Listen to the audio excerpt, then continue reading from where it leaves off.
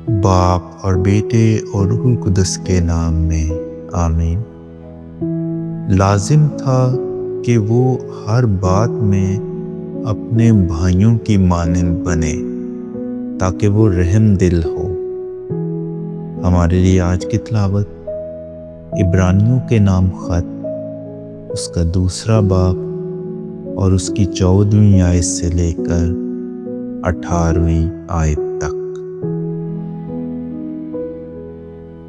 پس جس حالت میں فرزند خون اور گوشت میں شریک ہوتے ہیں، اسی طرح وہ خود بھی ان میں شریک ہوا تاکہ موت کے وسیلے سے اسے تباہ کرے جسے موت پر اختیار حاصل تھا، یعنی شیطان کو، اور تاکہ انہیں چھڑا لے جو عمر بھر موت کے ڈر سے غلامی میں گرفتار رہے۔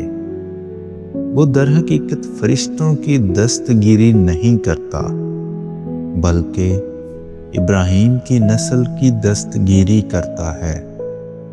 اس سبب سے لازم تھا کہ وہ ہر بات میں اپنے بھائیوں کی مانند بنے تاکہ وہ خدا کے پاس امت کے گناہوں کا کفارہ کرنے کے واسطے ایک رحم دل اور امانت دار کاہن اعظم ٹھہرے، کیونکہ جس صورت میں اس نے خود آزمایا جا کر دکھ اٹھایا ہے تو وہ ان کی بھی مدد کر سکتا ہے جو آزمائش میں پڑتے ہیں۔